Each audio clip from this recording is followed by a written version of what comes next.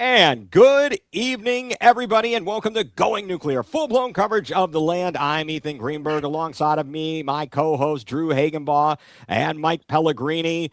We are part of the Land Multimedia Group. Thank you all for tuning in. Last night, we got to give you a little special post-game presser as the Cavs were big winners, so that was fun. But we're here tonight to do just your regular old episode. Mike, Drew, how are we doing this evening? Mike, what's happening there? You still have a bit of a hangover from last night? No, I'm good, mate. I'm just relieved that the Cavs got it done last night. So my mood was a bit better today compared to what it would have been if they'd lost. Absolutely. How about you, Drew? Yeah, no, I was able to sleep more comfortably last night, knowing that the Cavs got it done and made sleeping a lot easier. It's absolutely true. You lose when you. I don't know. I know we're kind of crazy. Yeah. We must be crazy in most people's eyes because we let sports results affect our mood and sleep. But it's just something about being a fanatic that causes these types of things. So, anyway, a great result last night, as most of you should know by now. And if you didn't, I don't know what rock you've been living under. The Cavs with a big win last night over the Raptors, Game 5 down at Rocket Arena with a 125-120 win, taking a 3-2 lead in the first round of the Eastern Conference playoffs in the best-of-7 series. The big surprise, Dennis Schroeder comes off the bench, 19 points, sparked a Cleveland comeback. He had 11 points in the fourth quarter. He was playing so well that apparently Spida, Donovan Mitchell, was told or asked to enter the game, and he declined and deferred to Schroeder because he was, I think he used a terminology, he was cooking. And so I guess my question to you guys is this, because we were talking about it last night. Did you notice Mitchell's not in there and so on and so forth? Were you shocked when you heard this press conference clip about Mitchell and talking about why he wasn't in there any sooner? Mike, what did you hear? What did you think about that? Well, in the heat of the moment, it was like, is he injured? Like, why is he only playing like 15 minutes in the first half of a game that the Cavs basically have to win? And then when it came after the game that basically Dennis Schroeder was having such a good game that Mitchell basically told Kenny Atkinson that he needs to leave him in, and that was it him and Evan Mobley with Jude? Yes, can you remember correctly? Yes. And he basically told coach, "No, we've got the hot hand out there, leave him in." And to be honest, I still don't know what to think of it because, like, I kind of agree with the decision, but then you've got players telling the coach, "No, your idea is not very good." Right. You're like rushing the guys back in. Like, I still don't know what to like think of the situation because you've got a player telling the coach what to do in kind of a way. So I just don't know. Like they were saying on ESPN Cleveland today, they were like they don't even know what to make of it because like, yeah, it's a level of, okay, this is your coach. Are you showing a level of respect? I'll bring up another point, but in a moment, Drew, I wanted to get your take on it, but I definitely think it was the right decision though to leave him in the game. I'm going to make that absolutely. Clear. I do think it was the right decision. What did you make of it, Drew? Do you think it was the right decision, or was it the right decision only because it worked? No, I do believe it was the right decision, and I give a lot of credit to Mitchell and Mobley because I think that's a leadership thing to do. Is to be like, listen, if it's working, don't. It's the saying. If it's working, don't stop it. Like, so. He saw that, hey, he was cooking. The team out there was doing really well. They're playing good defense. They were scoring they're getting buckets. And so it's like, hey, leave those guys in. They're rocking right now. Leave the guys who are rocking because any changes at any point could ruin the run. It could ruin anything. So as of right now, until a timeout happens or something, keep it going, keep it rocking. So I think it was a right call by Mitchell and Mobley to say, hey, listen, we're gonna chill here for a moment because he's getting buckets. These guys are scoring. These guys are doing well. So why stop it? Why stop the momentum now? Wait for it to die a little bit before we go in. And that's what ultimately ended up happening. I know there was a lot of debate, discussion about how is this, if at all, different than a couple years ago when JB was still the coach and Donovan Mitchell's coming down the court and JB's telling him to hurry up or to do something and he waved him off. He's like, nah, I got this. How does that fit into that? But what just came to mind in talking about a player telling the coach what to do, I'm pretty certain LeBron at some point or another said, nah, they drew up a play and he's like, no, the ball is going to me. Mm-hmm. Do you guys recall it was like during a playoff game, and I don't know who they wanted the ball to go to, but he nixed that and said, "No, the ball is coming to me," or whatever it was. But does that sound? Didn't they? If I remember correctly, because they were talking about this on ESPN today, and wasn't it like they wanted LeBron to inbound the ball, and he was like, no. He was like, no, I'm not doing that. Give it to I can't remember who it was now. Who did he give it to? Didn't Kevin or somebody inbound it? Yeah, I think it might have been Kevin Love or someone. Right. So I think that there's a certain level of gravitas that and cachet that players have that they can do that. If you're the last guy on the bench, you're not saying that. If you're Tyrese Proctor, a rookie, you're not saying, no, coach, I'm not going. I mean, it's different. And they mentioned the Rodney Hood issues with him not wanting to go to. I mean, that's a totally different situation. I don't mind it at all. I really don't mind it. And Dennis Schroeder, not only was his play on the court a thing of beauty and really important in the game, apparently he also spoke at halftime for about 2 to 3 minutes. I guess it was a impassioned speech about what was needed for the team to come back. Drew, I'll go to you first. Do you think the Schroeder acquisition was just as important, if not more important, than the Harden acquisition? I mean, yeah, and I know a lot of people might think it's crazy, but again, this is a guy who's played how many years in the league? About 14 years or so now, 13 years, 14 years in the league. He is a big veteran presence in the locker room, and he's probably the bigger veteran in the locker room, more than James Harden, or just as much as James Harden. I mean, they've played for now kind of close, maybe Harden a little bit longer, but, they played around the same amount of time. So, his voice is just as big as anyone else's in that locker room. So if anything, I would listen to what he had to say because, again, he's probably been in moments like this more than half that locker room. So if anyone, I'd listen to him. And he's been in he's played for half the league at this point too. So he knows different situations of what he's been in. And hey, if he's a guy to motivate, let him motivate and let him, talk. I'd listen to any veteran that was out there.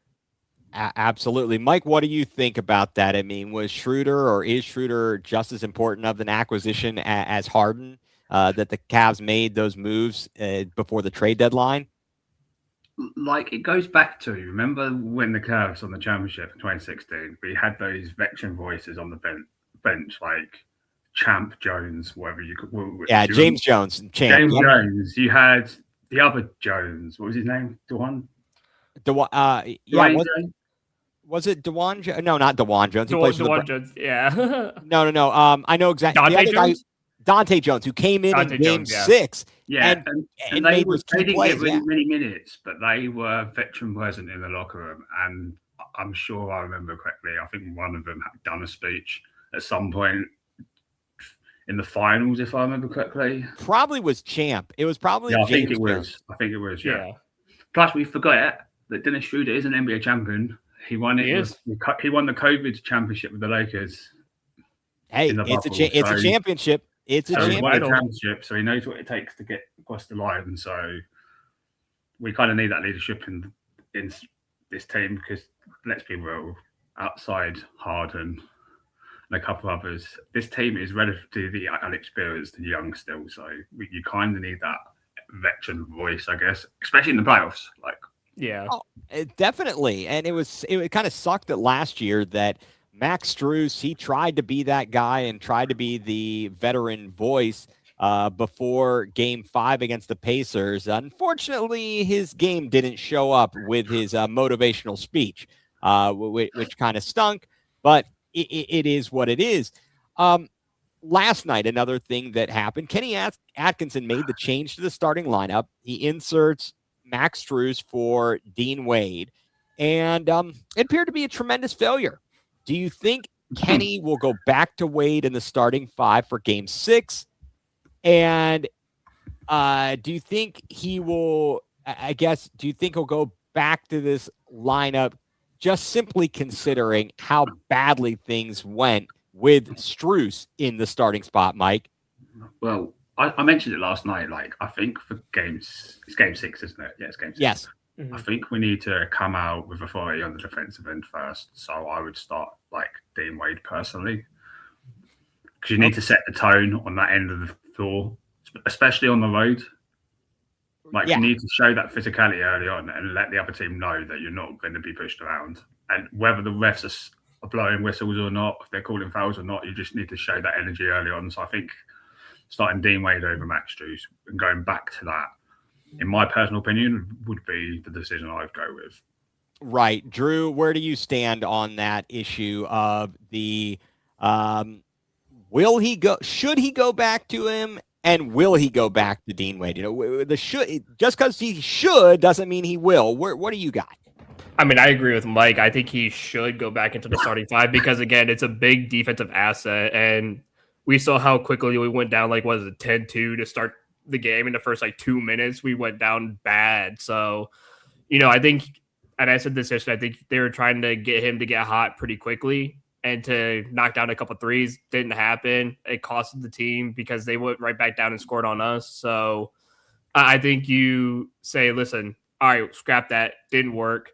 Just go back to the original starting 5. And, Dean Wade will provide good defense. So that way, in case if we do miss shots, we're not going to go down almost 10 in the first couple minutes right off the bat. And now we have to play a massive catch-up game for the rest of the game. So I think he goes back to Dean Wade and says, yeah, that was the dumbest idea I could have had. Could have cost us the game, and we probably would be down 3-2 if we didn't switch it up quickly like we did.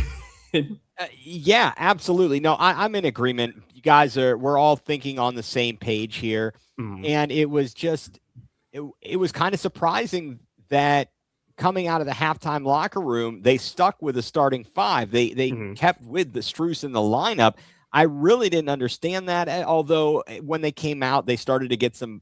Well, actually, take it back. I believe they fell down another 5 points. They were down. We gave them 6 straight points to open the second half or something. Right, and it was not looking good, and I was nervous. I think we all were a little bit there. So I'm glad that they obviously made the push, and hopefully, I think you have to be able to adjust and adapt. I like the fact that Kenny was trying to think about that, but there were some other things that were real head scratchers during the game. The decisions that were being made on the lineups, some of the choices of having Sam Merrill bringing the ball up court, kind of stranding him. What in the world is Jared Allen trying to do, dribble off of an inbound there? That was just, it made no sense. It really made no sense there.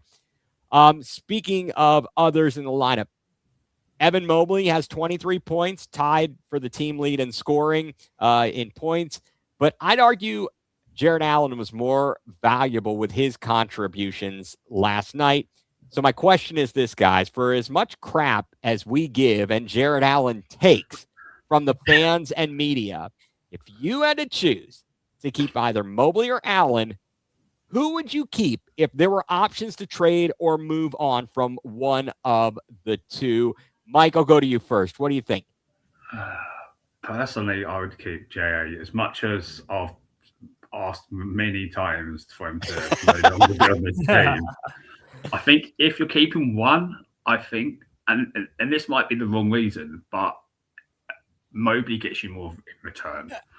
Like, it's just a thought. It's a choice. It's not, it's just your opinion. It's all good. You're going to get more in return for Mobley than you are Allen. So, yeah, that's probably the route I'll go. But they definitely need to be split up. If the Cavs don't get at least to the conference finals this year, they need to do what they did with Garland and Mitchell in the backcourt. They split them two up, and they're going to have to think about splitting Mobley and Allen up. And you're probably going to look at names like Giannis from the Bucks.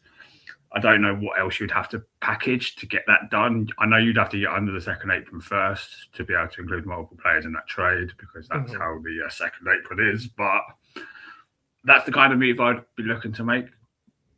Yeah. Personally. Yeah, no, that makes perfect sense. I'm with you on that. Where do you stand on it, Drew?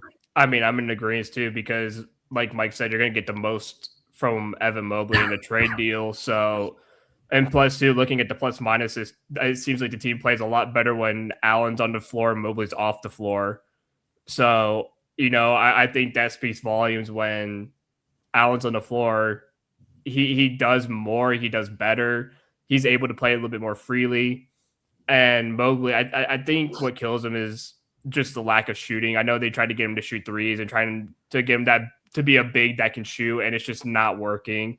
Granted, he did go 3 for 3 from 3 last night, but how many times are you going to see that again? Probably another 1 in 80 games or something. So I wouldn't take that package. I'd just take the package of, hey, we can get maybe Giannis or someone better and bring him in. Again, you could probably get a bigger veteran who could be a lot more effective in that spot.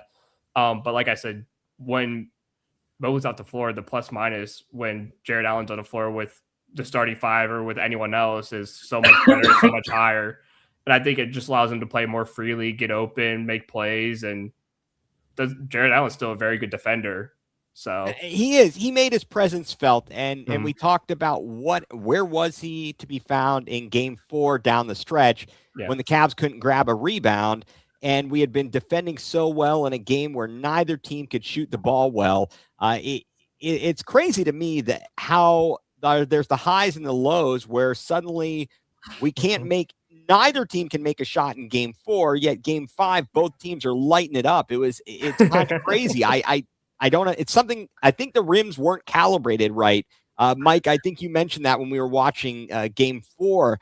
I did. It was like the Bayern Munich PSG Champions League game, though. Like last night, neither team wanted to play any kind of defense. It was like whoever can get the most points is going to win. I know you have to score more points than your opponent, but it was kind of that game. Yeah, we're going to outshoot the other team. We're going to outscore the other team. Right, absolutely. And we'll get to teams that can't outscore the others in a moment, that when we start talking about some Guardians. Game 6 tomorrow night. Guys, I just want to get your thoughts on this and predictions. I think to close out our little post-game show there last night, Mike, you got in a parting shot, Cavs in 6. So, Game 6 tomorrow, do the Cavs close out the series? Doesn't matter whether or not Brandon Ingram is playing for the Raptors, Mike. Me personally, I think it's all on the mindset of the Cavs. The Cavs turn up to that game tomorrow with the mindset that they're going to close it out and that they're going to give full effort to do so. I think the Cavs have too much for the Raptors, whether Brandon Ingram plays or not personally. But I just think it's all based on how the Cavs approach it. I mean, the mindset they go into that game. If they play like they did in Game 3, I think it was. Oh, that was lousy. Oh, you lousy, exactly. Then we're going to be coming home. They will be coming home for Game 7, regardless of Ingram's playing or not, because one of their bench guys will just completely kill us again, like they did last If Jacoby Walter and Jamal and Shed start beating us, I'm going to lose my mind. And then Jamison Battle. Why didn't you do that at Ohio State? Why did Ohio State stink if you can shoot like that, you turd? But why can't our role players perform on the road in the playoffs? That's what I don't understand. Why can they only do it at home? That's a great question, Mike. And so I think if we looked at probably the box score of like the Cavs 2016 championship Game 7 on the road, who really did much off the bench? Didn't the big three get like 100 points between them nearly? Well, we won 93-89, so if they did, no, but yeah, I think they got about 90 points between them. They pretty much had, except for did Kyrie and LeBron get like 40 points each or something? That was Game 5. Game 5. They both got 40, but I think Iman Shumpert had a 4-point play, a big 4-point play, if I recall correctly. But outside of that, it really was all on the starting 5 between LeBron, Kyrie, J.R. Smith, Kevin Love a little bit, but even Kevin Love's stat line was not great. So I think that, the role players, it's tough on the road. It is difficult on the road. We just need somebody to show up. We got enough veterans to do it, a la Schroeder, Strus, and such. Drew, where do you sit on this? Will the Cavs close out the series? Does it matter whether or not Brandon Ingram plays? Do they win regardless? What do you think? I think they can, because I'm in the frame of mind that Toronto's not going to shoot like they did last night, where they're not going to be 50 or 60% from 3 and 50, 60% from the field. That's once in a while for Toronto, and that was once in a while for them during the regular season too. They're not a great shooting team. I expect them to shoot kind of like they did in game 4, where they shot like 12% from 3 and more like 30% from the field. It's where we just got beat in the post, and that's where we got beaten all night long. And obviously the massive 20 turnovers that we've dropped. So, if you keep the turnovers to a minimum and you're able to slow them shooting wise like you did in game 4, I think you have a huge opportunity to close this thing out. And like Mike said, you have to go into that game like this is a business, man. Like, you got to go in this thing and you got to close the deal. You can't. Like it's game 7. Yeah, treat it like it's a game 7. You can't. Yeah, with that mindset that you have to win. Yeah, you have to win. If you lose, it's over. So you gotta put in that mindset. You gotta win. So if they come in with that mentality, there's a great chance that they could close this thing out. And again, it starts with not turning the ball over 15 to 20 times. Well, right. Don't try and do too much, guys. Yeah. I don't try and play hero ball. Play as a team. Do what you guys know how to do best, and they should come out. I'm going to go on the positive side. I believe the Cavs will close it out in Toronto, whether or not Brandon Ingram plays. They should be able to close this out tomorrow evening, 7:30, of course, on Amazon Prime. Moving on from the Cavaliers, I guess we'll talk, since I kind of mentioned it, teams that can't outscore their opponents. The Guardians. Hey, they ended a 4-game skid yesterday, a 3-1 win over the Rays. And I believe Detroit won today, so I believe we're tied with Detroit at 16-16 in first place in the AL Central. And that is just, when you look at it, 16-16, that's first place. Well, that's great. That is just great. That's peak AL Central right there. Don't worry, we've been below 500 for one day of the season so far because we dropped below it before yesterday. Right. Back to 500. So yeah, we certainly have had. We've discussed it ad nauseum. The Guardians certainly had a difficult schedule to open the season. They've tanked. They've gone all the way down to like 19, 20 defeats now. They've just dropped. They fell off a cliff. I have to scroll now when I look at the standings for the final Twins. Yeah, they certainly started out right, and they just fell apart after that. But in the win yesterday, not much run support. Another good performance by Gavin Williams, and the Guardians won with pitching. And Mike and I think, Mike, I figured out our discussion. We were talking about who the leading hitter is on the Guardians. So I believe it's because it's you have to average 3.1 at bats per game or something like that. So Daniel Schneemann has the highest batting average. Ryan Rocchio, maybe it's a qualification type of thing, but let's go with Schneemann. Hedges is in the middle between the two. Yeah. If I told you that Daniel Schneemann was the leader in team batting average at the end of April, would you have laughed at that, guys? Oh, yeah. I would have laughed right into your face. The guy doesn't even have a position. He's a utility guy, basically. If you go to all the websites, he says his position is just utilities. He doesn't even have a standalone position. That's crazy when you think about it, because obviously the players that we would have expected to be hitting well are Steven Kwan and Jose Ramirez, and they are both struggling. And that is worrisome. Hopefully, I believe Jose, we've seen him do it where he has started off slow and he eventually gets into gear and gets things going. Steven Kwan, we've seen, though, in past seasons where he gets out to a hot start and then he falls off toward the end of the season where he just looks worn down. There was discussion or a question on Cleveland Sports Radio talking about did maybe moving to center field and maybe the extra responsibilities there. Does that have anything to do with it? What is going on? Do you guys have any theory on what is happening with Steven Kwan and whether or not he's going to be able to break out of this funk? Mike, what do you think? I don't know, but didn't he have a bit of a injury, like a slight concern, like something with his neck up in Toronto. Like he said maybe he slept on it wrong or something. And I noticed that they did the thing. Physical therapists will do it cupping, and it's like a suction deal. So I don't know what the story is, but didn't they change his swing as well or something? Didn't he go back to some kind of old swing or something? Or am I making that up? I think we were discussing that. That sounds right. Drew, does that sound familiar to you, or was that? Yeah, I was the one who brought it up. Yeah, so it looked like it because if you watch closely, me and a buddy were talking about it, and he kind of reverted back to his old swing where he wasn't hitting for a lot of power, but he was making a good enough contact just to get the ball through the gaps and get on base and whatnot. Because last year, Jose helped him work on his hitting and whatnot, and they gave him like a big leg kick. And if you notice now, his leg kick isn't so large. It's back to like a small little kick, and it's just a normal level swing that he's had when we first brought him up, and that was making him so effective. So I think he's going back to, well, this worked before. It's probably going to work again. So just to get on base and be the leadoff hitter that I know I am, let me just get back to the old swing, and because it was working. So let me get back to it.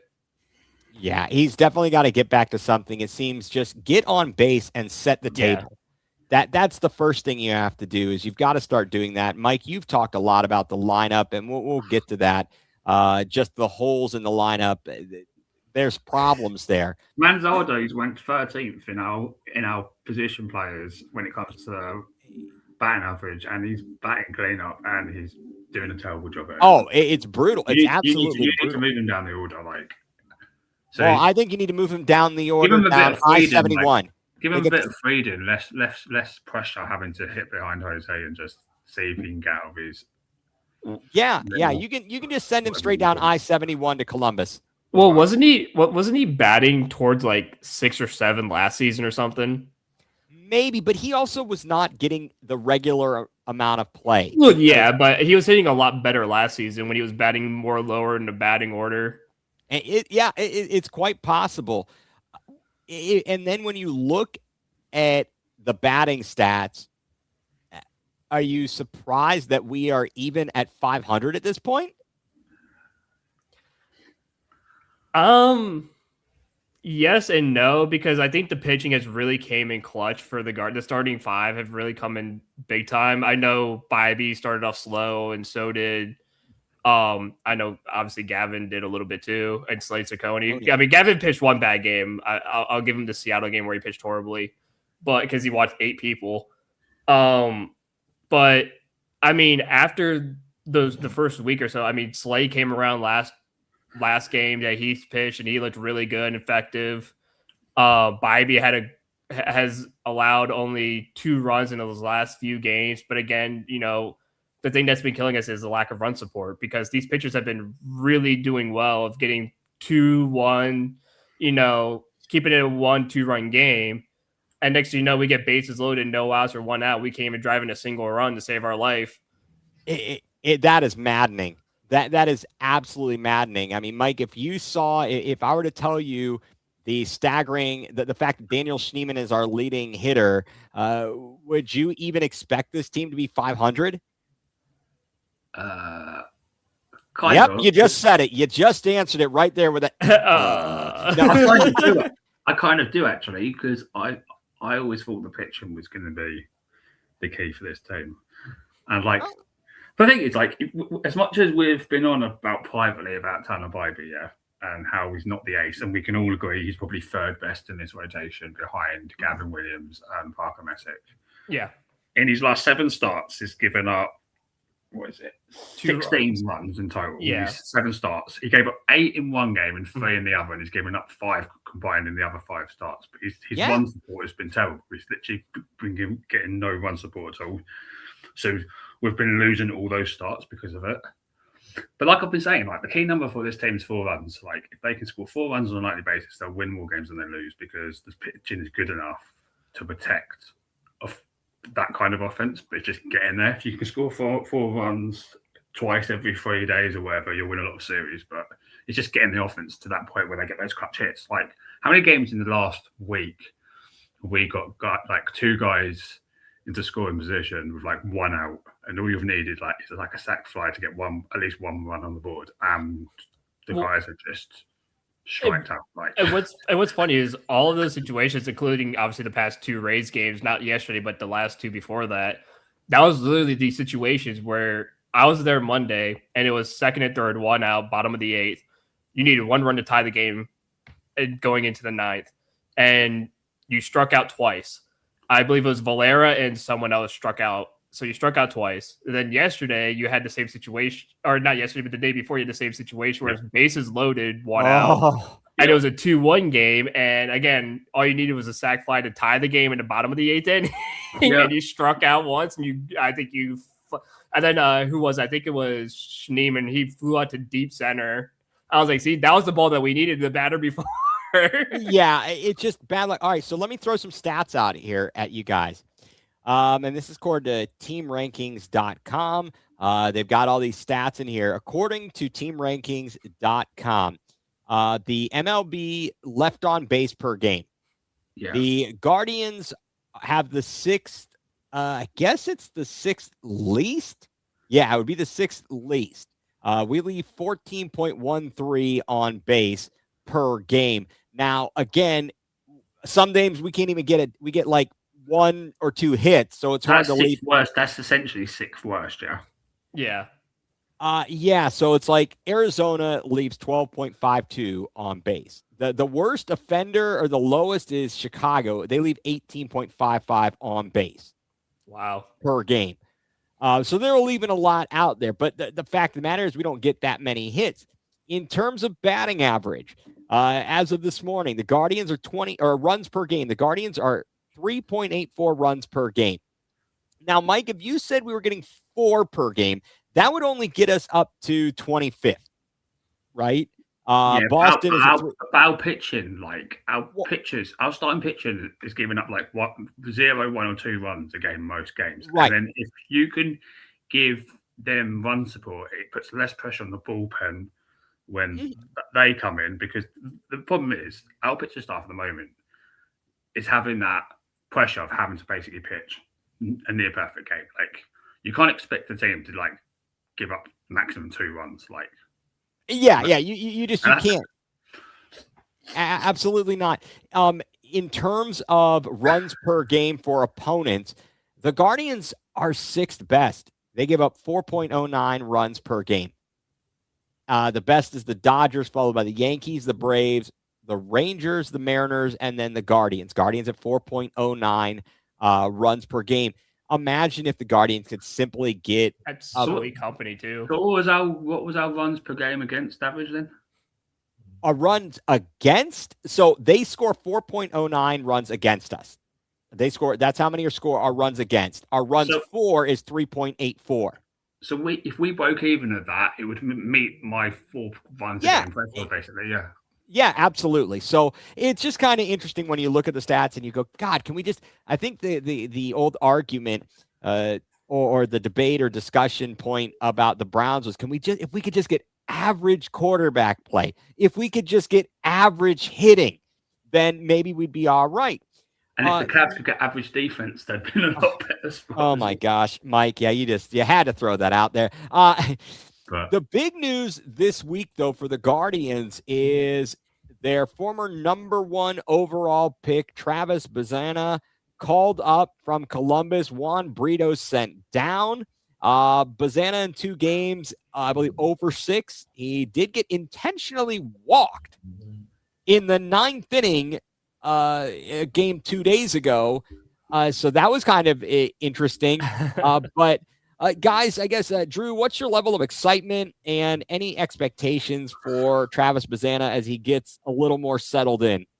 I mean, I'm excited because I don't have to watch Juan Brito on my team anymore. That too. That as well. And Gabriel Arias. So the level of excitement is actually pretty high, but the expectations, I mean, he's a rookie. So it's not like I'm going to be like, oh, he's got to do this and this and this to, like, he's going to be a rookie. He's going to play like a rookie. I mean, we saw the missed double play he had where he couldn't get it out of his glove or something. He short-armed it. He kind of like went underhand and he kind of just missed Schneemann or Rocchio or whatever.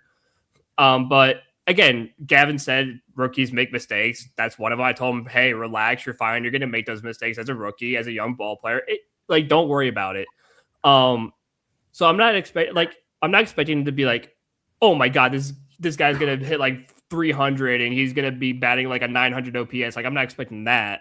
I'm just expecting him to just do enough and just help out whenever he can. Because like the balls that he's hit weren't bad. I mean, he had the one that looked like it was going to be a bomb, and then it just blew down because the wind just changed directions. It just blew right back at him.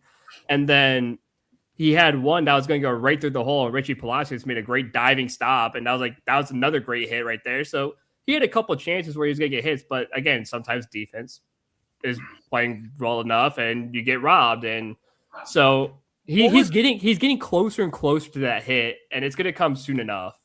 Right. Was it who was it, or did you send the stat about the average the level of defensive play against? Was that you, Mike, that sent that to me? Yeah, like us, I think ours was like 17, and then it was crazy. Like 5 or 6.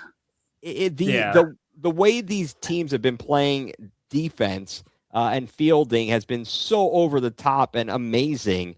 It's kind of unreal. Mike, where do you stand on Travis Bazzana? Excitement level, expectations? Well, I've been calling for him to come up since spring training. Well, so we've all been calling for him to come all up. of us have, yeah. It's like I'm not gonna. I was gonna joke and say, it's unfortunately he's not a catcher, but right. Or that he can't play first base because that would then Bo Naylor or Manzardo wouldn't be in the lineup. But at least he's making contact. Like, unlike those two guys that I just took a dig at. Yeah. Like, at least he's actually making contact and hitting the ball, even if it's getting caught in the outfield or a great defensive play that's denied. It'll come. He's not swinging and missing and striking out every at bat. I'd rather him hitting to the outfield to get caught out with the what's it called? The warning track. On the warning track. Yeah. Then swinging at the top of the zone, and it's just been terrible windy days. That's not his fault. Well, like, you know what, guys, you meant walks though as well. Like, he got a couple walks already. He's like 3 walks or something. Yeah.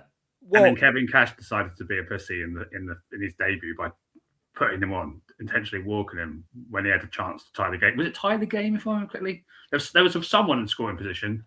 And they decided it was to tie the game because it was the second Rays game, and it was to tie the game, and he walked Bazzana to get to not Delauder, it was somebody else. Was it Quan or I mean, no, it seemed no. You know what? You're right. He walked him. Yeah. He had to face Delauder, Mike. You were saying because Delauder, I think he struck out, and then Jose came up. Yeah, because I said to you guys privately, it's a bit of a choice really, because like as long as there's no double play ball in play, you're guaranteeing facing Jose if you walk Bazzana, and I was a bit surprised that you did it, but. Yeah, that was Kevin Cash doesn't like fun, apparently. Apparently. What's the over-under on when Bo Naylor gets sent down? Will he be sent down before the end of May? I'm gonna say yes. I'm gonna say he gets sent down before the end of May. Mike, what do you think? Will he be sent down? I might have to create one of those counter websites. You may actually have to do that. What do you think he'll be sent down before the end of May? Well, if it was down to me, he would have been sent down a month ago. Well, I know that, but I don't know because they've given him. Is he in year 4 now? Right? 3 because he came up in the middle of 23. Okay, and it's been long enough. Let's be honest, he hasn't really improved, has he? Yeah. Not exactly. He has not turned into what we had hoped. Drew, what do you think? Over under on the end of May. I'm gonna go with. I'll go with the over because I think a lot of it depends on Cooper Ingle and when he's back and healthy and playing again. Because again, I think with how long Ingle's been out so far, I think it's like a 10-day IL stint or something. Right. But if Ingle comes back and he's still hitting like he is, there's a good chance it'll be end of May, maybe the first week or 2 of June. You see none of those guys though are on the 40-man. So if they do decide to send Naylor down rather than DFAing him, they're going to have to make a 40 roster move because all those catcher prospects are not on that list. Well, and that's the thing too. Do you DFA him instead of dropping him down? Ooh, that's difficult. Or do you decide, okay, one burrito, we've seen enough, Bazzana's playing well, you just DFA him and take him off the 40 man, and maybe he comes back after he elects free agency and doesn't get picked up. Like, that's true. These are all good questions. It's only been a month of baseball, guys. Mm-hmm. The Guardians, arguably at 500, have done as well or better than expected. If they continue to stay in contention, keeping in mind the pitching we've got and so on and so forth, do you think that the front office this year would make a move to a big swing, as it were, to try and make a push for the World Series? Mike, or will they remain stubborn and frugal? It's a really tough one because we've got the lock. Is it lockout, lockdown? Yeah, a lockout and potential lockout and labor stoppage is a distinct possibility. So I don't know if they will, because I think they might wait until they find out what the terms are. But if they do, this is really disappointing for everyone.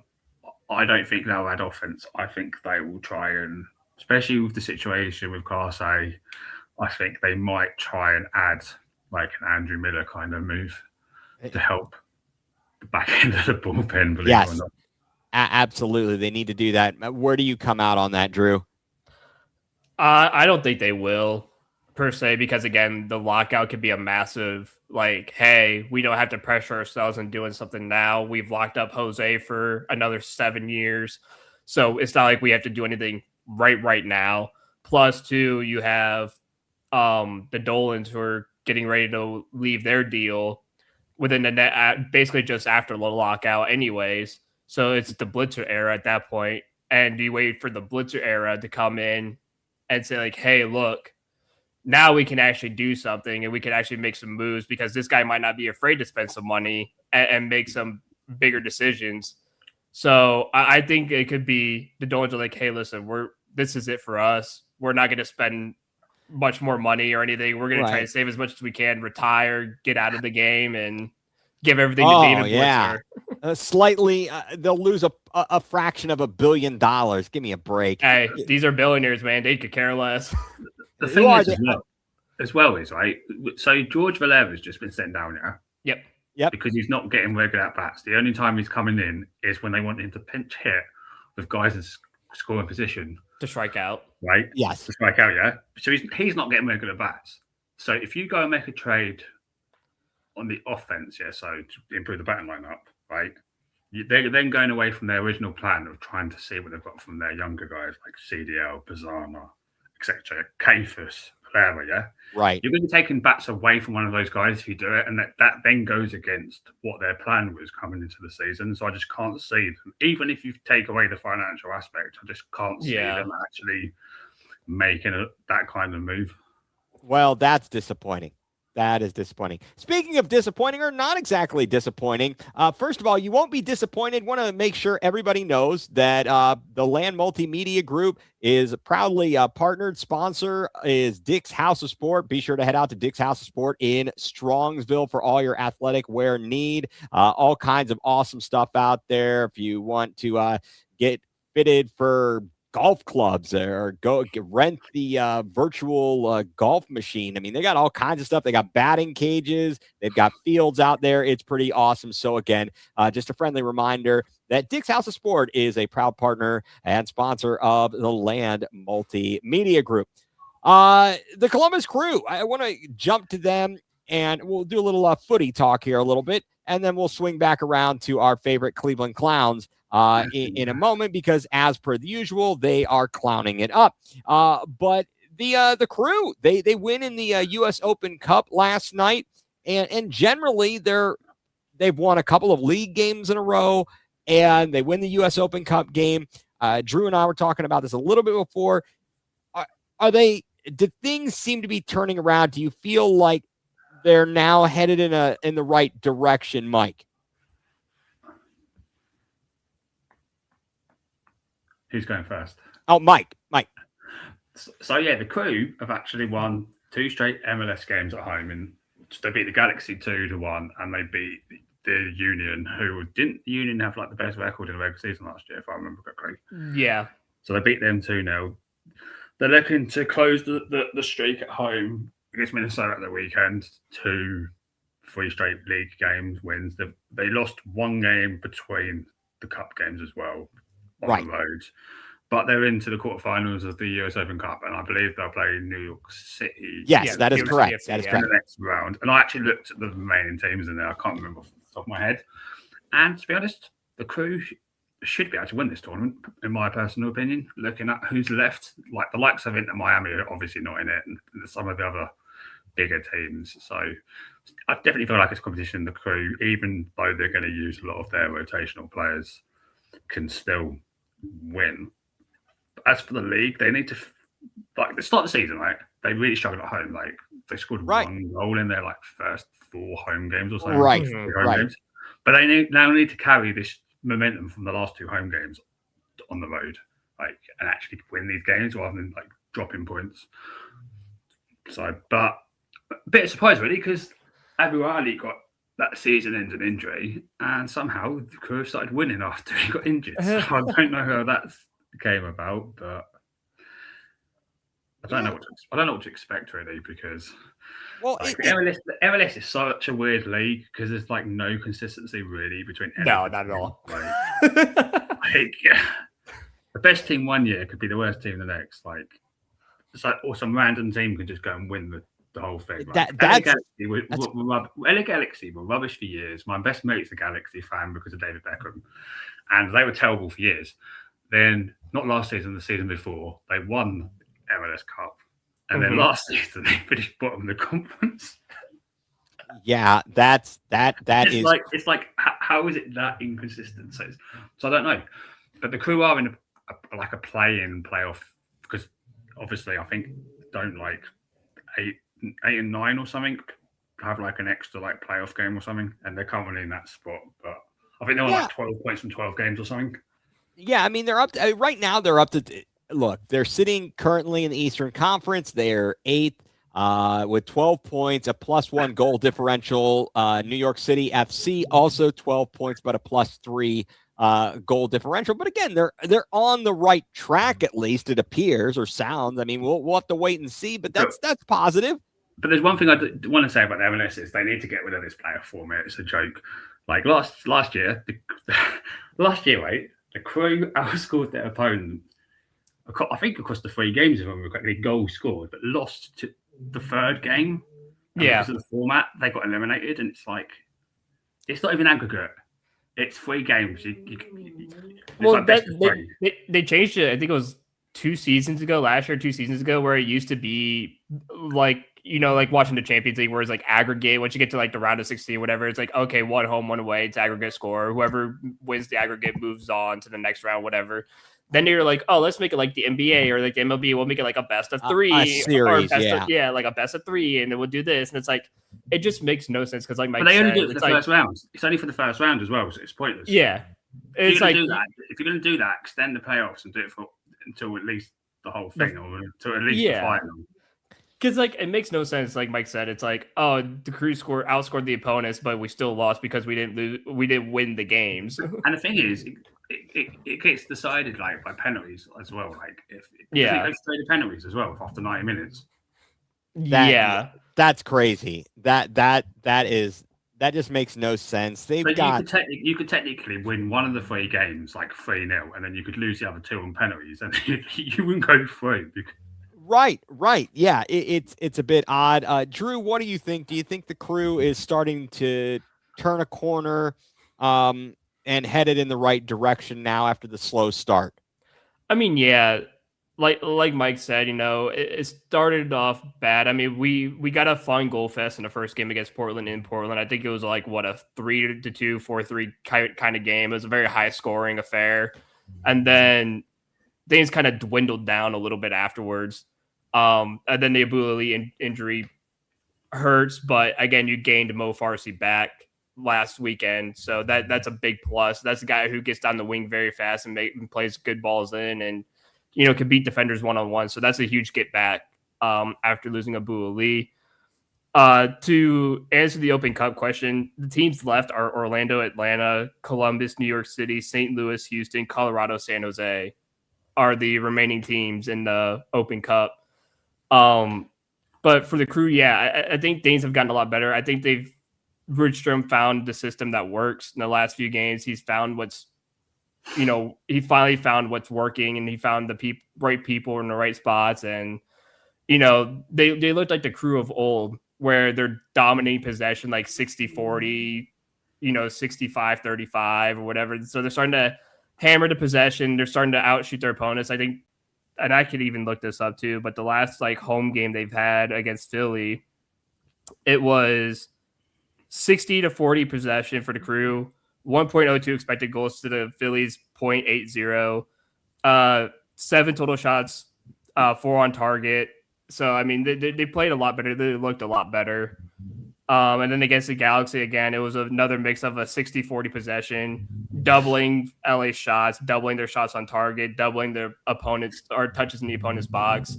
So it seems like things are a lot more flowing now, and I think they're getting back to the way it used to be. Yeah, because I've checked the results from the season, and in their first 5 league games, it was a loss, draw, draw, loss, loss. Yeah. And since then, it's been win, draw, loss, win, win. So they're kind of finding the form. Yeah.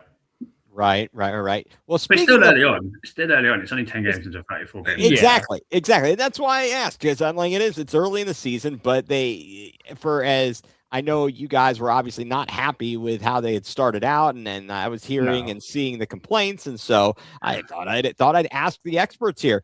Speaking of teams that haven't come into form necessarily, our Tottenham Hotspur, they finally got a win in the 2026 calendar year in the Premier League, but they are still in the relegation zone. They still sit 18th.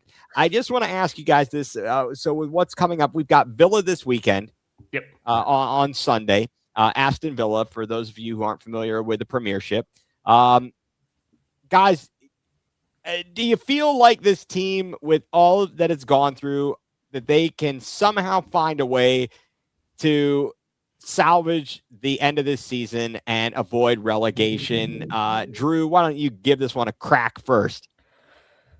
I mean, it's really tough because, with the team's injuries and how things have been going, you just don't know for certain. I thought we got a lucky break against Wolves to get that goal from Polina.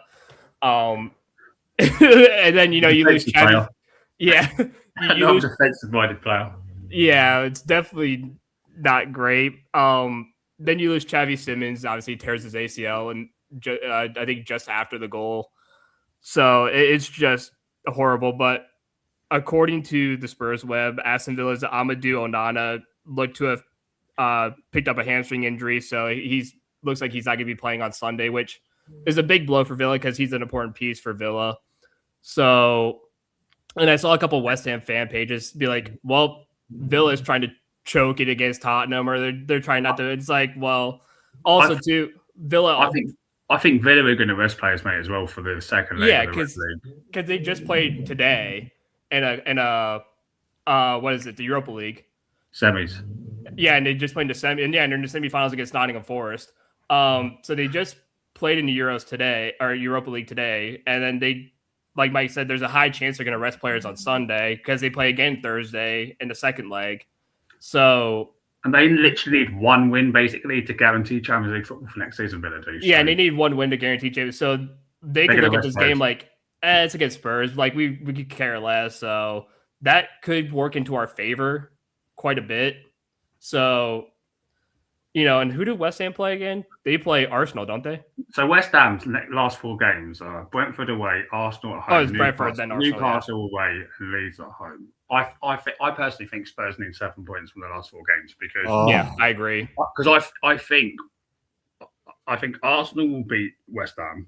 Yeah, and then from the other 3 games, I can see them winning 1 and maybe getting 2 draws, which would put them 7 points above us. So we would need 7 points from our 4 games.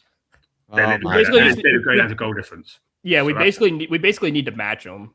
That's kind of how I'm looking at it. I don't think they'll beat Brentford. I think they might get a draw. They'll lose to Arsenal. Yeah. Newcastle hopefully can get a point against them. And then if they beat Leeds, that means we need 7 points. So we need to beat Leeds and Everton at home and then get a point at Villa, ideally. Because even though Chelsea are playing terrible, it's hard to beat Chelsea. They have a way of ruining Tottenham seasons. Yeah. As much as I don't follow this all as closely as you, I know about Chelsea ruining our seasons. The Eden Hazard goal still lives rent free in my head. The Battle of the Bridge when all the fights happened and they won. Yeah, the league and he had that insane curler. Weren't we like 2-0 up in that game or something? We were 2-0 up, yeah. And he hits that nasty curler in the final minutes, and I'm like, "Oh, you beat us, yeah." And they beat us. Yeah, that is brutal. So I mean, Solanke's out as well. That's never a problem. Yeah, Solanke's out too. But hey, our top goal scorer gets to play. Who's that? Polino? Richarlison.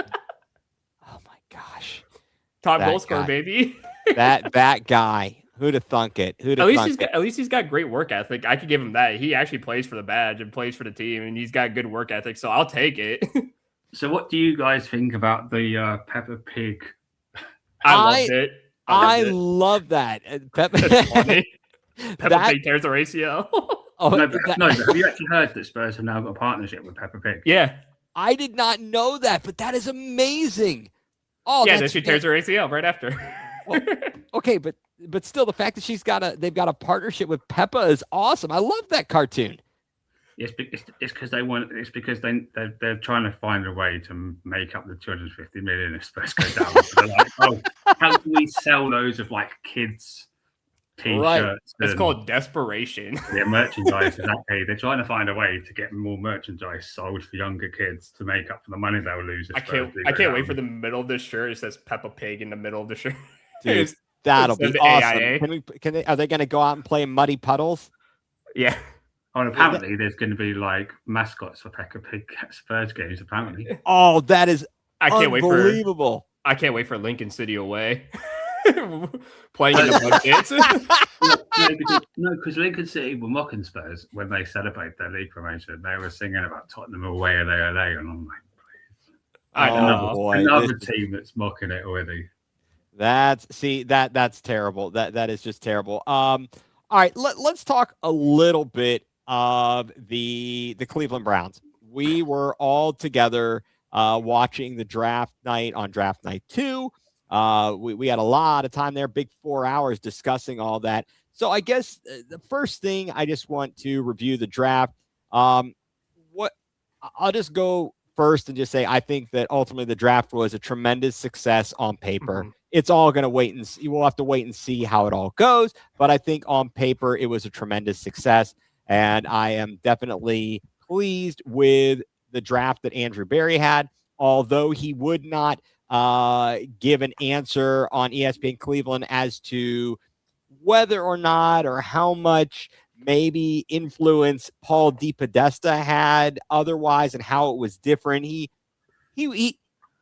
tiptoed around that a little bit there, but I feel like dude wasn't able to do as good of a job because of how much Paul DePodesta had his hands in it.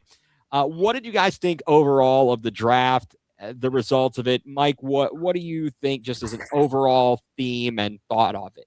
Oh, I love the draft. Even though I spent 5 months banging that drum for Carnell Tate. I think we all did. Yeah. I'm actually glad that he went off the board before we had the pick. It made it much easier. It made it a lot easier to just accept that he's not going to be playing for the Browns.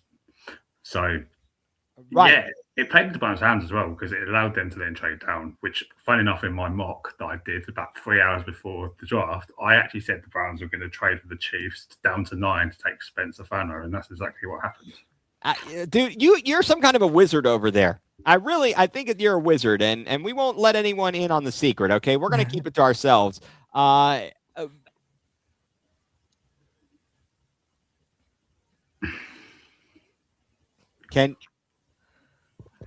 can't hear us. Nope. All right. Okay. Log out and log in. Log out. Okay. Cool. All right. We'll get back to that. What happened? I don't know. It just kind of cut out randomly, didn't it? It's not like anyone did anything. Okay. His dog stepped on his computer. I don't know. His dog ate his homework, I guess. His dog gets homework, yeah. All right. Well, Drew, while Mike is reconnecting, what were your overall thoughts on the Browns draft? I mean, I thought we had the best draft in the league. I mean, I saw all the grades. Everyone was giving us A+, and everyone thought we had one of the top drafts in the league. So, it seemed like we're all on the same page that the Browns had one of the best drafts in the NFL. So I was very happy. I was very excited. Two drafts in a row where I think Barry got it right. And, that's what happens when you don't listen to Paul DePodesta. And, you actually make good decisions. You make football decisions, yeah, and use some common football sense, as it were. Guys, I'll go to each of you. Best pick, your favorite or the best pick, and if there was a pick you liked the least. Drew, we'll go to you. Give your thoughts on that. My favorite and best pick was Emmanuel McNeil Warren. I think that was my best and most favorite. I think this kid is really good. And the where you got him in the draft, I thought he was getting taken way before that. And this guy was pretty much projected first round. I mean, everyone mocked him in the first round. Even guys, like Todd McShay and all them, they had him mocked in the Mel Kiper. They had him mocked in the first round. So a lot of these guys had this kid as a first round talent. And the fact that he fell to us where he did was an insane get for the Browns. And I think he's going to be an incredible player for the defense. And he's going to be a big impact of defensive player for us. Right. And did you have any pick that you liked the least? Not that it's a bad pick, but maybe you liked it the least. I'm just going to go with one of the two tight ends because, I mean, I get the sentiment of needing a tight end, but did you really need to double up on tight end? I don't really think so. I think you could have gone maybe somewhere else with that pick. Maybe another defensive line, another offensive line. Sure. I think, you could have gone elsewhere with that. But, I mean, again, we need a nickelback. Yeah, nickelback. Yeah, that would have been better, than two tight ends. So I would say one of the two tight ends. I don't think you need both. Okay, that's fair. Mike, where do you come out on it in terms of like your best or favorite pick and the pick you like the least? Well, I'm very same with Andrew. Like the most important pick was obviously Spencer Fano because we needed our long-term Joe Thomas replacement finally. But same as him, Emmanuel McNeil Warren. Like I had him in my mock for us to trade back into the first round from him, and then when we took KC Concepcion at 24 and he got to like picks like 27 or whatever, and he was stood on the board, I was like, can we just trade up and get this guy? Because I don't think he's going to fall much longer on the board. Maybe he'll be an early day 2 pick at worst at that point. But somehow he fell to us at 58 because people clearly don't respect the max. So, hey, you just go on disrespecting. Great value there. Yeah. Was there any pick you didn't like or you thought kind of the least favorable pick in your mind? Well, at the time, I didn't like the KC Concepcion pick when it happened because I wanted Denzel Boston and we ended up getting him at 39. But then when I reflected on it and then how I realized actually they're actually going to work really well together. I think so as well. Yeah, but definitely. Like Andrew said, I don't understand the second tight end. We got a guy from BYU in it, if I remember correctly, with the last pick. Like, right. We should just added a corner, right, with that pick, like, or maybe a backup edge. Someone at the back end of the roster that's going to play special teams, probably, if you're not going to go for the nickel. Because we don't need another tight end. Well, we do need another tight end for camp battle, potentially. But are both of them going to make the 53? Like, I doubt it. I highly doubt it. The Cincinnati one will. Joe Royer, formerly at Ohio State. Yeah, because he broke Travis Kelce's record at Cincy. At Cincinnati, so he'll be pretty good. But yeah, like the last pick we made, I just don't really understand. Like we should have just gone for someone defense and just hope they turn out to be good. Okay. Yeah. I mean, I'm with you guys. Obviously, the Emmanuel McNeil Warren was a steal. The fact that we got multiple players with first round grades in not in the first round is 4. amazing. We got 4 players of first round grades, 2 of which we didn't have to draft in the first round. If you listen to Daniel Jeremiah's top list or whatever, 4 round picks were like in his top like 28 or 30 picks or something. Yeah, no, I think we came out really, really well there, and we're building up the roster the right way. Certainly, that Emmanuel McNeil-Warren pick could be very, very helpful. I heard them talking about Justin Jefferson, and they said, who he reminds me of? Oh, yeah, Jacob Phillips. And he was another bust out of LSU. Yep. You got the wrong Justin Jefferson. No, you need the wide receiver, Justin Jefferson. Right. I mean, or in this, Justin Jefferson was at Bama, right? Because it was Brailsford as the center. Right. Okay, I got Justin Jefferson's going to be on special teams, isn't he? The linebacker. Yeah, I think so. Yeah, they're not going to rely on him at linebacker, of course. But definitely the second round picks were killer. What do you think of Jalen Green, though, the Arkansas QB? I don't know what we're doing. I really don't. But it's a package thing. I think he's going to be a package quarterback. Do you remember last year when we put Did we put Quinton Junkins in at quarterback in the game? If I remember correctly. Well, we tried it. We're doing Wildcat with him. Yeah, so I wonder if we're going to use Jalen Green for plays like that. I'm not sure. I'd have to look at what I will say is if Todd Monken does some things like he did in Baltimore, we could see anything. Look at, was that Mark Andrews who did the end around touchdown on 4th and 1 and ran 40 yards on us because we stink? Yep. Okay. We also got 2 4th round picks next year as well. That I was talking about. Right. So I don't know. I'm not sure about that pick of Green. That's a bit questionable. The thing is, I would say this, like the 6th and 7th round, for me personally, are just priority UDFAs. That's what I call them. Right. They're very cuttable. Like no team's scared to cut a 6th or 7th round pick. So if you take a hit on a guy like Jalen Green, who's got very good athleticism traits, and he doesn't turn out, it's only 182nd pick in the draft. Like it doesn't really matter. Like right. And so you might as well see what you've got. Like, and if it doesn't work out, right. So so let me ask you this though. This is something to think about, because I want to get into this quarterback discussion. There was some interesting stuff that happened here over the past couple of days.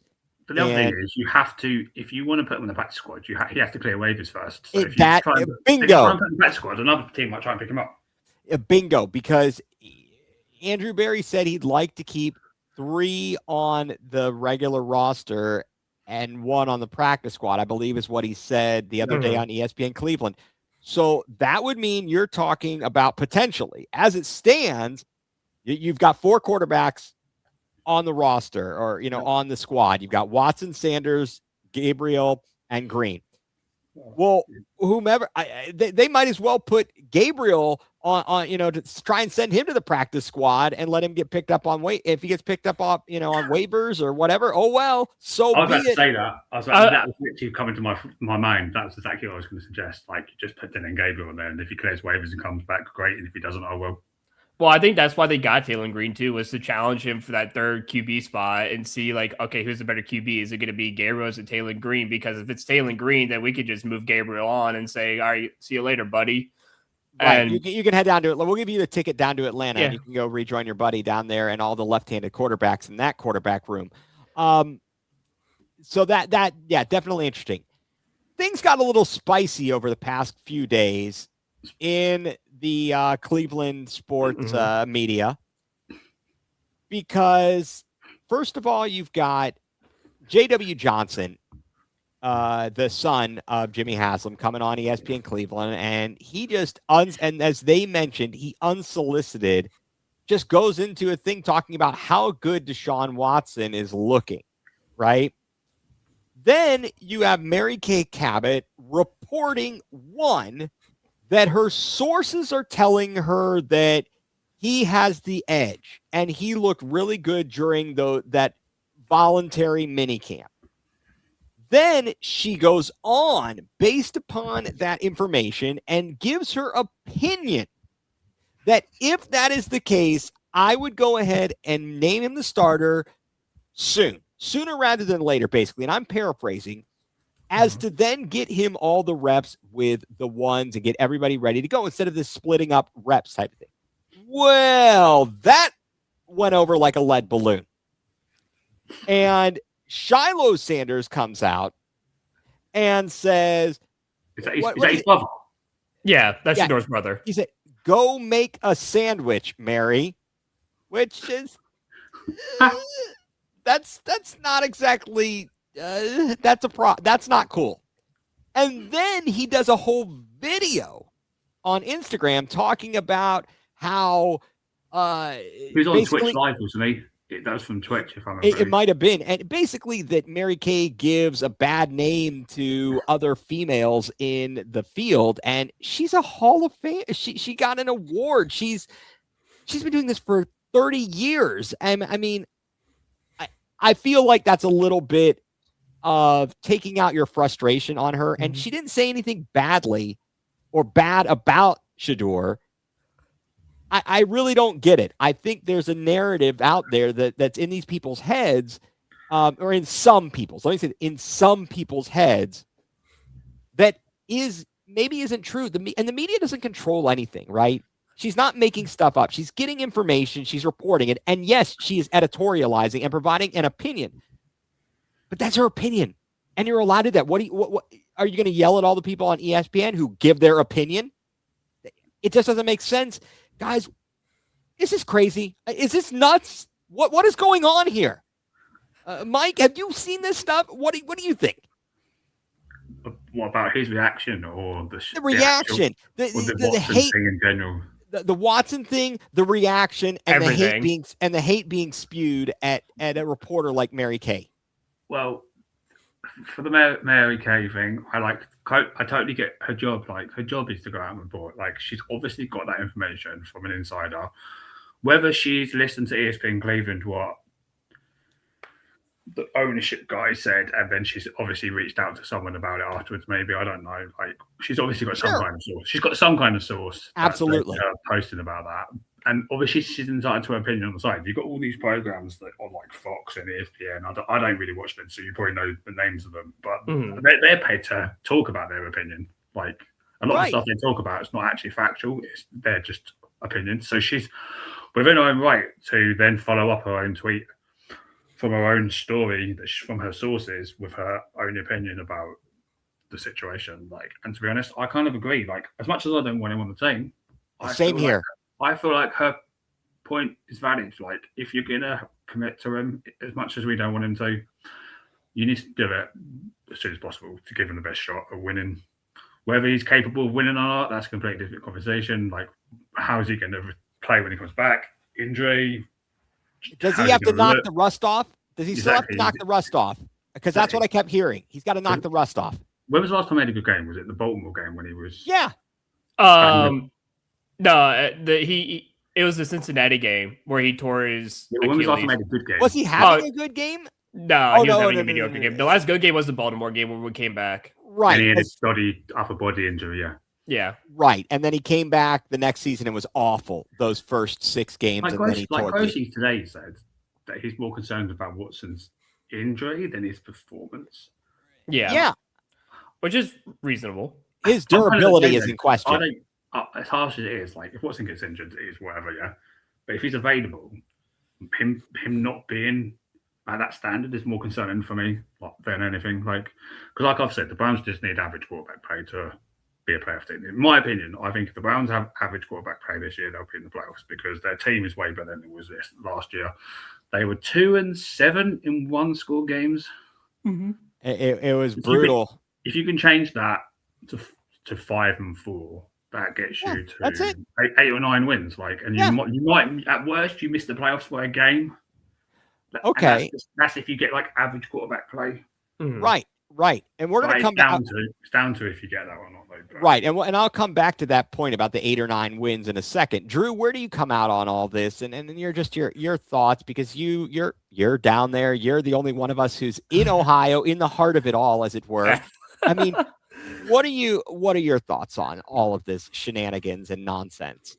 Well, I know Shiloh's pretty upset that he was cut day one of the Buccaneers after his horrible display in the preseason. Yes. You know, I blame a lot of the Shedeur fans, the ones who are like really like, oh, Shedeur's God and stuff like that, because those are the people that are the problem. Like, and I get it, this is his own family, but this makes Shedeur look really, really bad when it comes from your own family members, like your brother.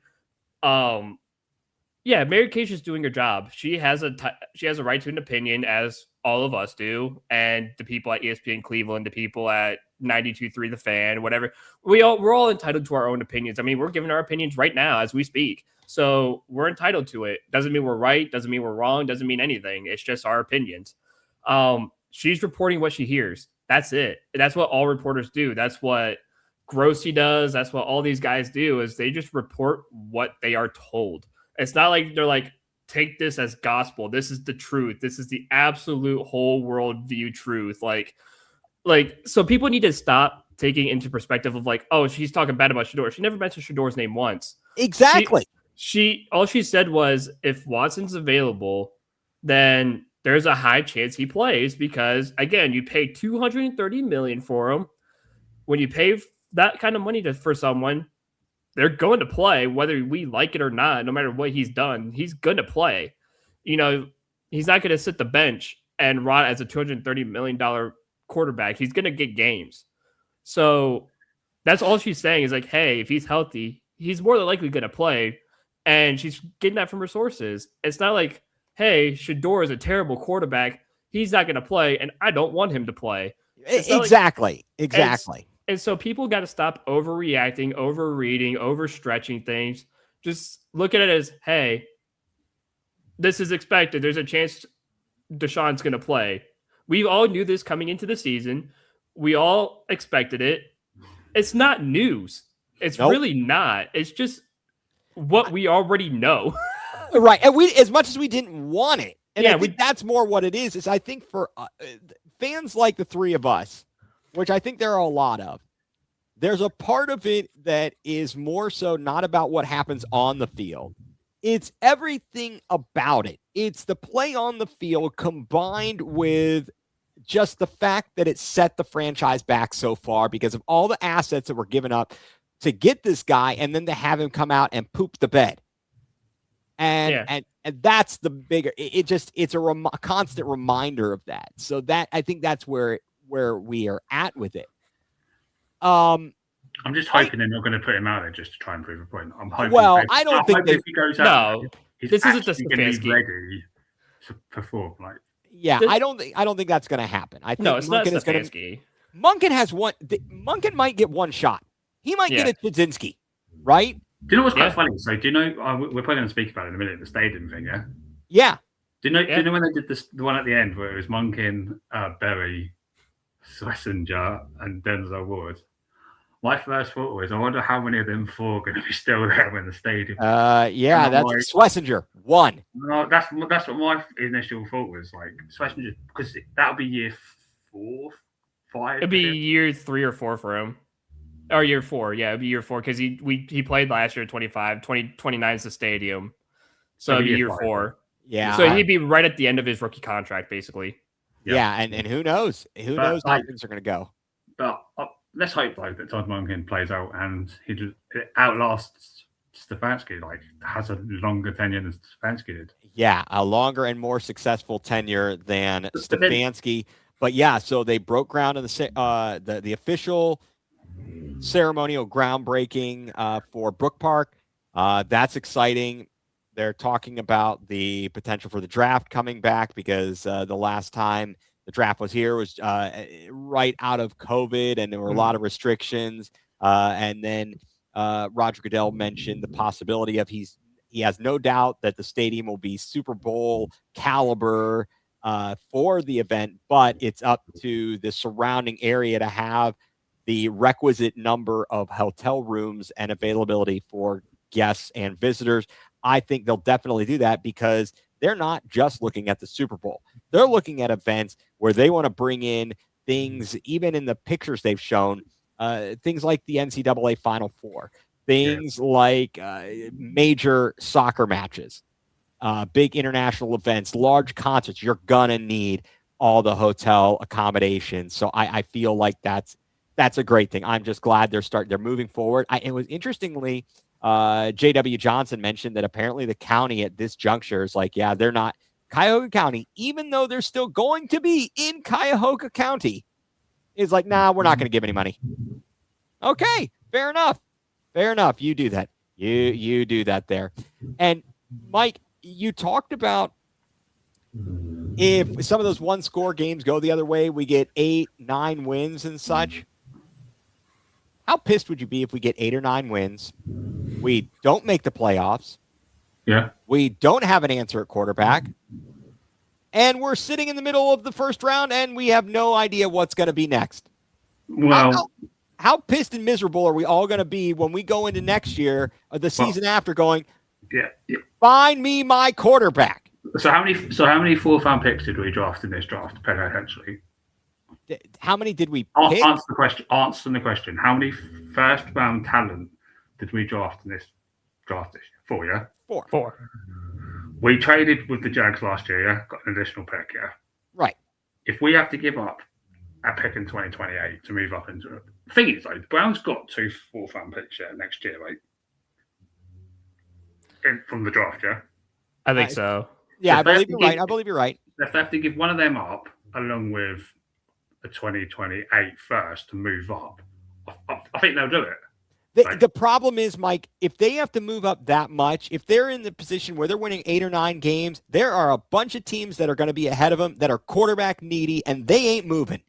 They ain't moving because they're getting their quarterback. Yeah, and that's when you end up getting screwed and you end up stealering yourself. Well, I still think that the Titans are 2 years away. So if you can give them an extra first and a fourth-round pick, they're probably going to accept that to move down.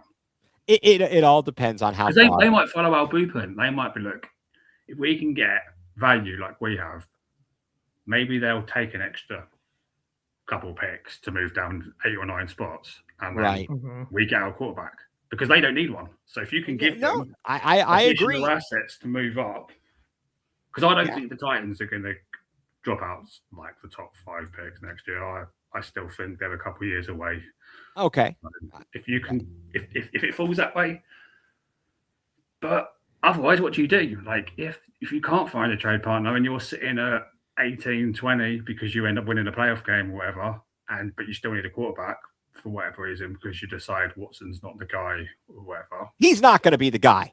I know that. So what are you going to do? Yeah, so that's why I'm advocating to play Sanders. We're not going to keep Watson after this year. So play Sanders. Either he's good enough or he's not. Yeah. Right? Very much so. Picks up the joint and you're the first in the pick. You're getting a new quarterback. Watson's leaving. He's gone. I totally agree. If it was down to me, I'd start Shador and hope he plays out. And if he doesn't, you're going to need a quarterback next year regardless. And if you have to give up draft picks to do it, then you have to do it. Yeah, I hear you. Drew, I think that we're going to bring on, this is a new segment here, guys. We're going to work on this. This is fun. There's a lot of people on social media that say some ridiculous things. And so we're going to do our best to try and have a nominee here for X-Hole of the Week. We've got our X-Hole of the Week. Drew, would you care to set up? Let's add the X-Hole of the Week. We will not give out the identification of the person who wrote this. But the gas prices are going up. So this person says, just throwing my hat in the ring of gas price debates for a second. Live in a place you can walk to the things you need. Build your life around walking. There are tons of cities in Ohio that aren't egregiously expensive while having high walk scores. You, my friend, are the X-Hole of the Week. This is the most ridiculous thing I've heard. What kind of a stupid, tone-deaf thing are you talking about? Really? I don't want to live in the city. In the suburbs, you don't have those kinds of options. What kind of an asinine statement is this? I mean, it's a bad statement because the person who made this isn't a small person either. They're a bigger person, but I doubt they live in a place where it's very, very walkable. So, the USA isn't a walkable type of place. Right. It's a pretty massive place. Now, obviously for me, I live in downtown Cleveland. Downtown Cleveland is very walkable. So yeah, absolutely. I don't need a car. I could walk places, but if I need to go to a doctor, I do have to drive to get to the doctor because my doctor is pretty far away. So I kind of have to drive. I can't walk. If I want to go to a grocery store that has more than my local market here in downtown, I have to drive to get to that place. So it's not like I could just go walk, 20 miles to go get food and come back. That's kind of a difficult task, So you forget how big the U.S. is compared to a lot of these places and how separated a lot of these cities are, these places. So it's not like I could just go down the street and just grab a bunch of groceries and come home. Yeah, and some places you don't want to live in the city. It's more expensive. Yeah, it's more expensive. Yeah, you're gonna have a family in the city. I watch these people on this show on House Hunters on HGTV. I'd like to live near the city, the center of the city, and but it's like you got no kids. What you gonna do? Well, you got this whole life planned out here, and you think this is a great idea, and there's no space. There's no space whatsoever, and you are spending a butt ton of money. Mike, I mean, I know in Europe, there's a lot less. I would say there's probably a lot less driving. I mean, the cities, just because due to the age, you don't have suburbia like you have here, per se, right? Yeah, I don't think it's as bad, no. Yeah. But I don't drive, so. Well, there you go. Well, but you're in better shape than us. But they also have much better mass transit. They have mass transit, so they have better bus systems. They have better train systems. Well, they have train systems compared to. So they have different modes of transports that actually help them get around places faster and a lot more effectively. Where I can't take my local train, further than probably Brook Park. That'll be the new end of the line there. That'll be the new end. Although one would think if they do make that an option, or if they do extend it out to Brook Park, will you be able to take the Rapid to the airport? Yeah, you can already take the Rapid to the airport. Oh, shoot, that's great. That's why I said I would take the Rapid to the Browns games because it's right next to the airport. So there you go. But not because the parking is going to be expensive. Exactly. Yeah. But it's not like I could take the Rapid like everywhere I go. It's not like a New York City type of thing where you can take the underground or you can take the underground wherever. And yeah, it's not like New York, Chicago, Boston, London, even DC or whatever that you could do. It's not that way. So that is our inaugural X-Hole of the week. And with that, folks, let's tell everybody what has us going nuclear this week. Mike, why don't you, without further ado, Mike, what has you going nuclear? I can't say mine because mine's the same as yours. Well, go ahead. You take yours. I've got a lot of things that have me nuclear. Go ahead, Mike. So what's got me going nuclear, and you posted it in our chat earlier, actually, and it's basically we're less than a week after the 2026 NFL draft. And we're already seeing people on national radio and online mock drafting for next year. And then you've got people mock drafting the Browns at 4. How? And it's like, none of these players have got on the field yet. You don't know if they're going to be good or bad. You don't know what other moves the teams are going to make. You don't know if a team's going to get hit with a Spurs injury record where their season's down the drain. Right. Within half the season because half their rosters on the injured reserve list or whatever. Like, why are people making mocks 3 days after? It wasn't even 3 days. It was like the day after. Yeah, it was literally a day after. Plus, you don't know how these guys are going to perform in college. Half of them might not declare for the draft because exactly their extra year with NIL money and all this. You don't know, like, why people do this so early on. I just don't understand it, but that's kind of what's got me going nuclear personally. I appreciate that. Drew, what has you going nuclear? Is it the fact that you thought you had allergies, but in fact you have a cold? That's exactly what it was. It's this whole allergy / weather type stuff. Living in a place like Cleveland is fun. I get to walk to games and enjoy baseball and basketball and whatnot, and walk to football games too. But man, I first and foremost, I want consistent weather. it's been up in the 70s and now it's in the 40s. And then I think during the week it's supposed to get back up to 60, then 40, then 50, then 30, then 50, then 40 again. It's like, can we just get up to 70 and just stick around there and not move? It's starting to annoy me. I mean, obviously I've lived here my whole life, so obviously I know it's never going to change, but I still love to complain about it because it's fun too. But again, with someone with allergies and asthma, I thought I had just allergies the last 2 days. It's a full-blown cold. So I took some Dayquil earlier this morning. I'm going to take some NyQuil after this and pass out. So hopefully I can get this knocked out of me. I'm sure you guys see me blow my nose a couple times during this and pausing my mic because, I'm sick. So I'm trying my best to feel better. But yeah, that's got me going nuclear is the fact that I just can't shake these allergies. I can't shake this cold. I can't shake anything because the weather doesn't hold up and it's inconsistent and it keeps making things worse for my face and my nose and all my stuff. So I can't get better until the weather gets better. That is fair. That is fair. And I was actually kind of joking there, and I did not realize that I was going to segue so well into your going nuclear. It's perfect. Yeah, Mike, you definitely, you and I were on the same page about going nuclear in the mock drafts. That's absolutely ridiculous. And this is going to be something that is a little bit more random, but it certainly has me going nuclear. What has me going nuclear is telemarketers or businesses who make blind calls. And this is related to my work. And they cold calling. A cold call. And they call because for some reason on Google, my phone number, if they look up the office or the company I work for some reason, if they're looking for one particular city, they'll see this phone number. And it's my number, right? It's my whatever line I was assigned. So I get these calls. They're like, can we speak to the marketing manager? Blah, blah, blah. I don't know who that is. Well, you don't know who it is either. What are you doing? Leave me alone. Quit calling me. Quit making blind calls. Here's an idea. Do some better research. It's a better marketing. The idea of calling people up with no clue who you're calling and then expecting them to have the information or to give you the information is ridiculous. Why don't you do some better marketing? The cold calling, the telemarketing, you got to be kidding me. You got to do better than that. And that is what has me going nuclear. Yeah. So guys, this is fantastic. Good times here had by all. We'll be back again next week.